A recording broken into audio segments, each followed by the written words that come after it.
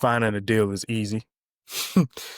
Getting the capital is easy. Finding a deal that makes sense is easy. It's not. Any guru out there that tells you you can close your first multifamily in 90 days, you get a property under contract. Most of those properties, you're going to have a 60 or 90 day due diligence. So the math is not mathing there. And teaching people that they can get into something so fast from the perspective of an individual that has 10, 20 years of this experience. It is very difficult to compare the learning curve of somebody that is completely new to something and somebody that has done this for years. Welcome to the Real Estate Pros Show, where we interview real estate investing professionals from coast to coast, as well as the service providers that serve the real estate investing industry. Our goal is simple: share what's working now to help you improve and scale your business to the next level and meet the pros that can help you get there. Real Estate Pros is powered by Investor Fuel, America's leader in helping real estate investors and professionals build the business you need to live the life you've always dreamed of. Let's start today's show. Property insurance for real estate investors doesn't have to be difficult, but it does need to be there to protect you when you need it. MyInvestorInsurance.com not only provides insurance at 15 to 30% cheaper than traditional agencies, it's built specifically for real estate investors like you. You can set up an account in about 2 minutes, get quotes on properties, turn on and turn off insurance for your fix and flip or rental properties in around 2 minutes without having to talk to anyone directly, all through our portal. There's no better way or faster way to make sure you've got the coverage you need to protect you, and no more lengthy policies either. Once you're set up, you're billed monthly and prorated by the day for however long your policy is active. It's powered by MSI, the third largest independent MGA, with 1.5 million customers and more than $1 billion in cumulative premiums written. Get set up today in about 2 minutes at myinvestoriinsurance.com/fuel. Hey everyone, welcome to the Real Estate Pros podcast. I'm your host, Erika, and today I'm joined by someone that I've been looking forward to chat with, Ray Woods. He's been making serious moves in the real estate world. Ray, it's awesome to have you on the show today. Erika, I appreciate you having me. Thank you. So let's dive right into your story. Ray, for those who aren't familiar with your world, tell us about your journey. How did you get started in investing in real estate? So I'm from a small town in South Mississippi, down by the coast, Gulfport, Biloxi, for those who know where that's at, and ended up going to school. I tried to get away from my area. There was nothing down there, nothing for me, no growth, no nothing. So I ended up going to Ole Miss, the furthest I can get away from the South of Mississippi. I went to school for engineering, ended up getting out, moving to Alabama, which is where I kind of first got my idea of real estate in general. Right. And when I moved to Alabama, I actually started a course for fortune builders. I went to an event out here in Atlanta, Georgia, where I met some of the guys there in the fortune builders group, where they talked about wholesaling and fixing and flipping and tax write-offs and business this and entrepreneur this. Didn't know anything about it. And I kind of just took it from there. And one of the guys that I've never met that put this in my head was a connection from a lady I met at the scrap dock at my first job, my first engineering job in Alabama. I wanted to go to school. I wanted to go back to school to get my master's in sports engineering. And when I got on the phone with him, he basically told me, don't you go back to school. You need to get into entrepreneurship. You need to study this. You need to read this book. You need to read that book. And I basically went down a huge rabbit hole from Robert Kiyosaki all the way down to whoever you can name it, and going through this journey in real estate now.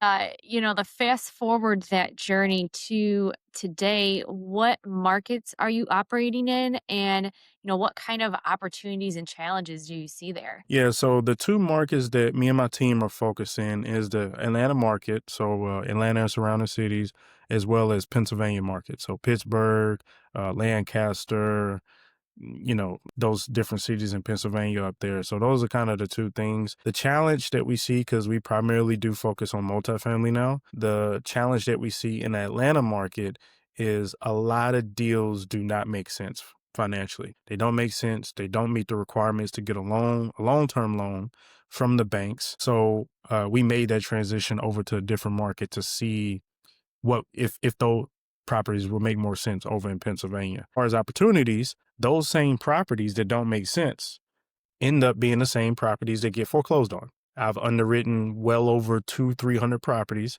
and I've seen at least 20 of them go back on the market or get the keys have to get handed back.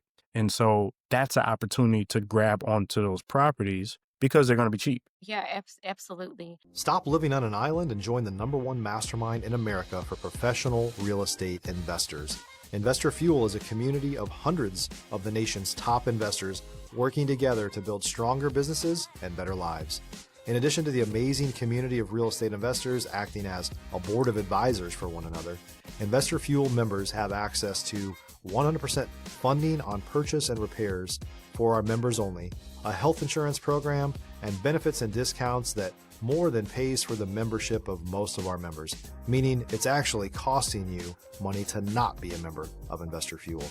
If you're looking to scale your business and build a business that allows you to live the life of your dreams, please visit investorfuel.com today and book a call with our team.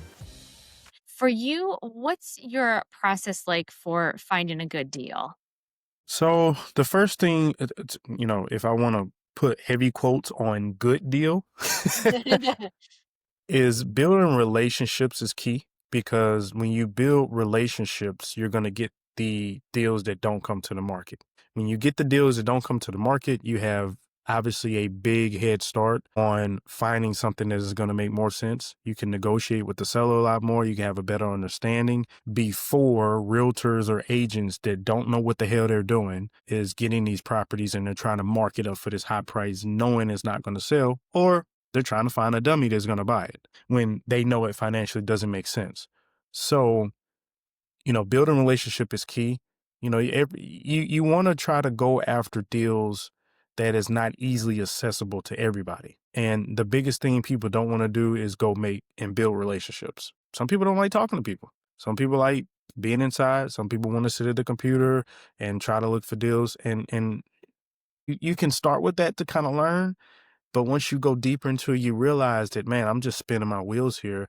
And you're basically may get 1 out of 100 deals that are good that's listed on Crexy or LoopNet or Zillow or whatever. So building those relationships are key to finding good deals. When it comes to building those relationships, have there been any network groups or, any sort of meetups that have been really helpful for you? I wouldn't say any specific networking event, because if you've been in a city for a period of time, you'll end up bumping into a lot of the same people in every networking event.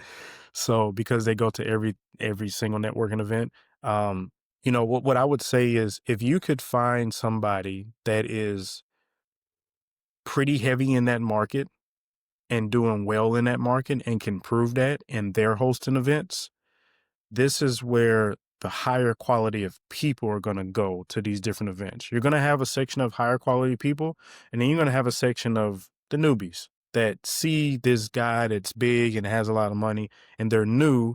And so you can not only create that relationship with the higher quality people that's basically like a veteran in a sense, but you can also create a relationship with these newcomers and educate them properly, because they could be a bird dog for you, or they can bring you deals that you may not have the time to go look at or have the time to do something.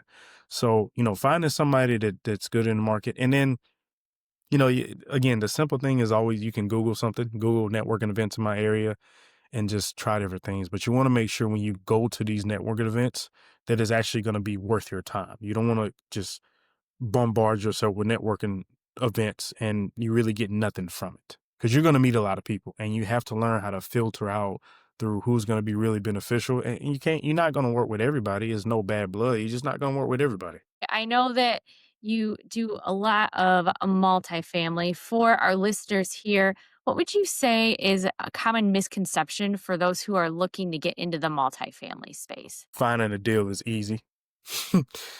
Getting the capital is easy. Finding a deal that makes sense is easy. It's not. Any guru out there that tells you you can close your first multifamily in 90 days, you get a property under contract, most of those properties, you're going to have a 60 or 90-day due diligence.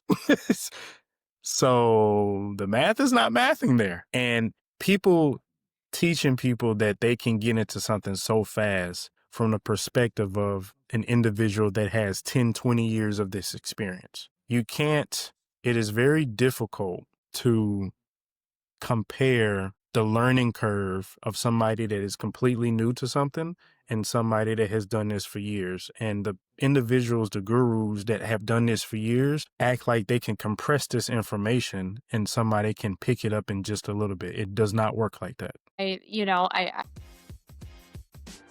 If you're looking for consistent, high-quality leads, look no further than Investor Machine. Investor Machine isn't just another agency.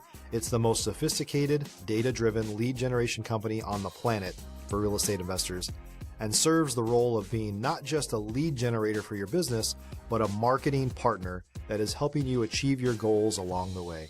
Go to investormachine.com to learn more and schedule a call with our team today.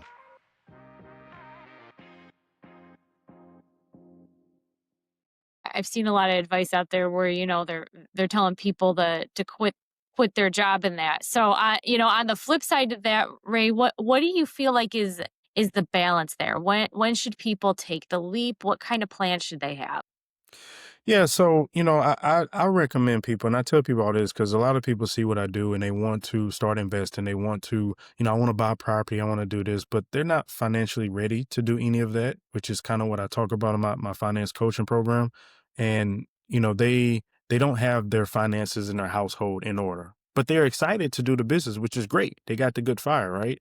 But it's ideal that you at least save up a year and a year and a half or so of expenses, and understand you need to have a pool of expenses for your household and you need to have a pool of expenses for the business. And you could project how much you may think you're going to spend and then probably multiply that by 2 or 3 because anything can happen. I mean, think about it with real estate agents. People quit and they go be a real estate agent. Most real estate agents are failing. They can't even keep up with the fees it takes to be a real estate agent, let alone pay for the marketing, let alone pay for gas and car maintenance to go network and all these other fees that's associated with being a realtor. It's not easy. So the foundation you have to have is make sure you got good income from your job.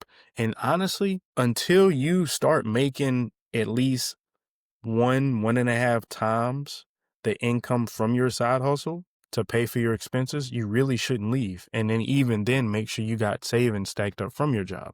I was fortunate enough to be with a company where I invested into that company a lot earlier, which actually was the first company I've ever had a stock option in.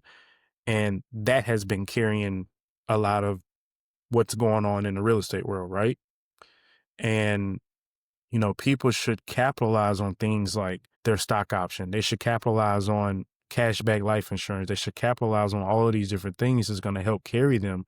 But make sure that whatever you're going to focus on your side hustle, that you find somebody that is doing good, that's a mentor, and don't be trying to do 20,000 different things because you're not gonna hone in and keep that momentum going. Absolutely. I was thinking about what you were saying about having, your income saved up in that. And as I'm sure you know, every real estate pro has a moment where things get hairy. Maybe a deal went sideways or you had to pivot fast or spend a lot more money that you weren't planning on spending. Can you share one of those moments on your journey and what you learned from it? Yeah. So this happened recently too. So we recently closed on a property in Punta Cana, Dominican Republic. The way that we did the numbers for the property was, okay, talk to the banks, talk to what we need to put down with the agents that were helping us at the time. And the agents, that's a whole nother story. They told us, yeah, you can come 20% down. You can go to the bank, they'll give you 80%. Everything should be great. I'm like, cool. Okay. We go see what properties they have to offer. We go visit the area, make sure location is good. How far is it from entertainment? How far is it from the beach? All these different things. And when it comes time to talk to the bank, oh yeah, policy is you're not a citizen, so you're going to have to come with 30% down. Excuse me? Well, These people said we could do 20% because the other percentage was going to be used for furnishing the property. It was going to be used for furnishing the property, some reserves to pay for the mortgage until we start getting some bookings. And that's what that money was going to be for, right? And so when they said, yeah, we need 30%, well, bam, all the money gone. All the money gone. So now it's like, well, we had this particular pool of money allocated now for this. Now we have to go pull money from somewhere else or go close a deal to finish what we're doing for this property. How long can we hold this out now? How long do what's the other reserves we have to pull from maybe our personal bank account or maybe another business to carry this because of some misinformation that was given to us? So, every other financial that we did was very conservative. And the good thing about that is when I actually did the underwriting for the property overseas, we estimated the mortgage to be like 21 or 2,200 a month. At least the good thing was it's down to 1,100. So we save a lot of money there on the back end, but on the front end, we had to come with that other money so we could start furnishing on top of, the developer need to fix some stuff with the property. But sometimes you do have to tap in, but this is why it's good to have reserves. And it's also important that you have some good amount of savings stacked away just in case, because you never know. You can't predict nothing. And even if you stacked a bunch of money, you never know. You never know what you need to pay for. Absolutely. If you're a new or newer real estate investor looking to launch or grow your real estate investing business, please check out Investor Fuel Club. It's a coaching community, but unlike anything you've ever seen before. And you can actually partner with members of our mastermind from coast to coast on deals right in your market. There's no better opportunity to build a consistent business than to literally partner with pros to help you avoid costly mistakes, avoid the need for capital to do deals, and help you eliminate your fears as you're starting your business. Learn more about Investor Fuel Club at investorfuel.com/club. Well, to kind of piggyback off of that story and just, all the different experiences that you've had, all the different lessons that you've learned along the way. If you were to start to get into real estate today and let's say it was totally from scratch, right? What would you do? I would focus more on buying properties with fewer partners and directly for the household. So yes, we have properties that cash flow. Yes, we get income here and there, but I would probably go start with a quad, a triplex or a quadruplex. Some markets are ideal for those and some markets aren't. Atlanta has a few of those, multi-unit residential homes, and I would focus on that because that's at least one of the safest ways you can get into real estate and learn how to manage that type of business. You can learn how to manage the financials, learn what you need to do as far as repairs, property management, asset management. I would start there and build enough income for my household directly versus maybe having investors on another property where we have to pay the investors first before we get paid. Get to the point where you pay yourself first.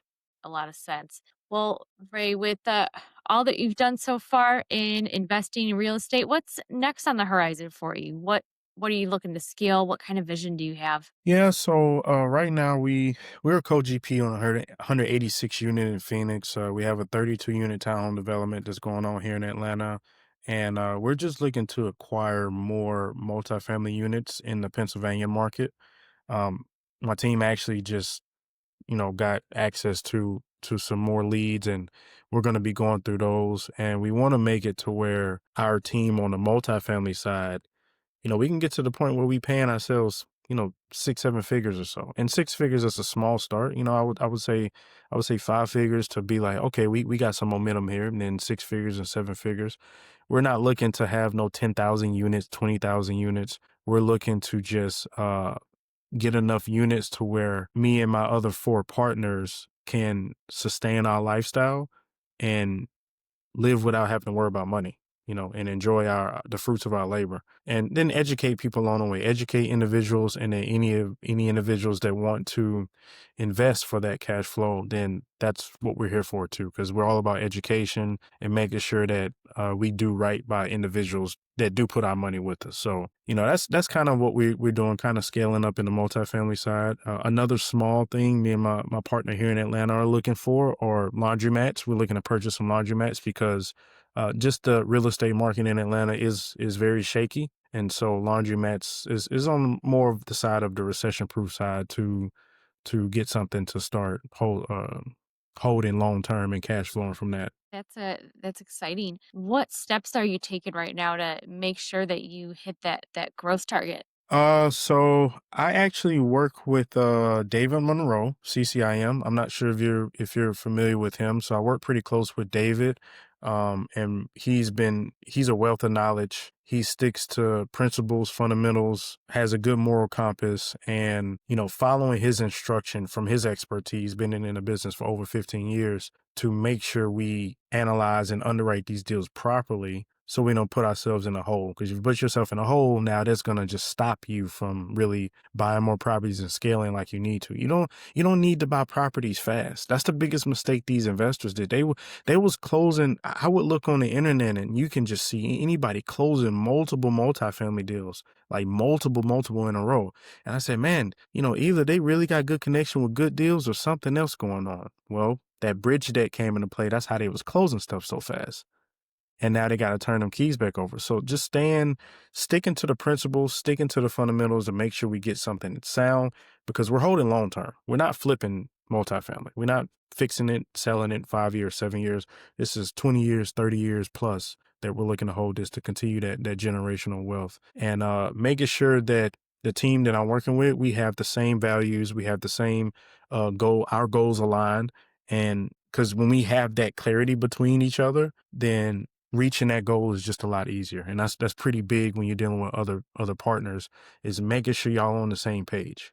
Yes, absolutely. And you guys already, you already have the foundation of that team and deals that are going strong. So, you want to compound things, not create chaos. Right, exactly. Well, Ray, before we wrap up, if someone wants to reach out, connect with you, collaborate, learn more about what you're doing, what's the best way for them to reach you? Yeah, so I'm really all over social media, real estate with Ray. I'm pretty responsive on Instagram, and then you can find me on YouTube, Facebook, Real Estate with Ray. Uh and if you are looking to start investing, but you want to get to that point where you want to make sure your financial foundation is good in your household, raywoodsmoneymastery.com is my website. They can go there and reach out to me that way as well. Well, thanks so much for being on the show today, sharing your insights and your story. It's been awesome. Thank you, Erica, for having me. I appreciate it. And for our listeners, if you got value from this episode, make sure that you're subscribed to the Real Estate Pros podcast. We've got more conversations lined up with pros like Ray, who are out there building fantastic real estate businesses. We'll see you on the next episode. Thanks for joining us for today's Real Estate Pros Show. You can learn more about the amazing benefits of the Investor Fuel Mastermind community, including surrounding yourself with hundreds of other rock stars, 100% financing for your deals, and members-only discounts from vendors you're likely already using that, as a member of Investor Fuel, will save you more than the cost of your membership. Visit investorfuel.com to learn more. If you're interested in joining us as a guest of this show, please visit investorfuel.com/pros to apply. You can also check the show notes for access to free resources, how to get access to world-class lead generation, and much more. Don't forget to subscribe so you never miss another episode. Have a great day. We'll see you on the next show.